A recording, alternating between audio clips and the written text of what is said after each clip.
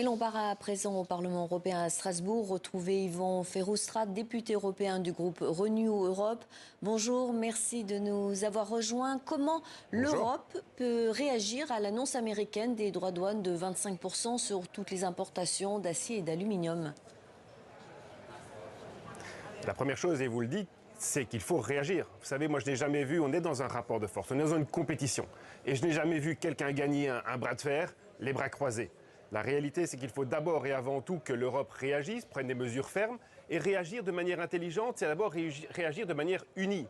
Contrairement à ce que déblatèrent certaines personnes populistes et des extrêmes, il ne faut pas se laisser désunir. L'idée et la stratégie de Trump, c'est de diviser pour mieux régner. Nous avons besoin d'une réponse concertée, rapide et ferme.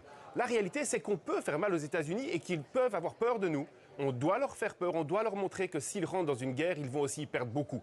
Nous pouvons par exemple les toucher là où ça leur ferait mal, sur les marchés financiers.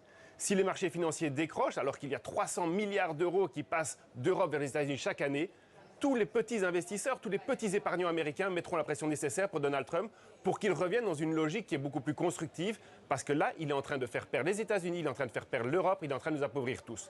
Mais sur le long terme, il ne faut pas se tromper. La réalité, c'est que nous devons être indépendants en Europe. J'entendais encore ce matin dans l'hémicycle quelqu'un du groupe conservateur qui nous disait « Oui, il faut arrêter la transition énergétique, on doit penser à la compétitivité ». Je lui demandais tout simplement « Est-ce que vous êtes au courant qu'en Europe, nous n'avons pas assez d'énergie fossile que pour répondre à la demande et que donc nous devons l'acheter ailleurs ? Et est-ce que vous pensez vraiment que c'est en achetant cette énergie aux Américains que nous allons battre les Américains ?» Donc la réalité, c'est que nous devons absolument avancer de manière intelligente dans la transition et qu'il faut que l'énergie en Europe demain soit moins chère pour nos entreprises, pour nos citoyens, et ce n'est que comme ça que l'on sera indépendant et plus fort que les Américains et qu'on pourra réellement les battre. Parce que nous sommes réellement dans un combat. Et dans un autre volet, Donald Trump a déjà fait des annonces importantes, voire chocs en matière de relations internationales concernant la bande de Gaza, l'Ukraine. Comment l'Europe peut-elle s'affirmer dans ces grands dossiers face à la diplomatie américaine ? Mais je pense qu'elle doit être beaucoup plus vocale. La réalité, c'est que le monde attend de l'Europe une réaction beaucoup plus forte, beaucoup plus unie. Le vrai danger de l'Europe, et c'est au niveau du Conseil qu'aujourd'hui je pense que ça doit se jouer, il faut qu'il y ait un sursaut des 27 États membres pour être capable d'avoir une position beaucoup plus ferme.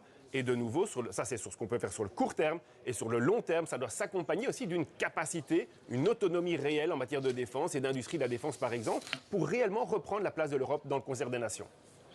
Merci Yvan Ferrostrate pour cet entretien, député européen du groupe Renew Europe.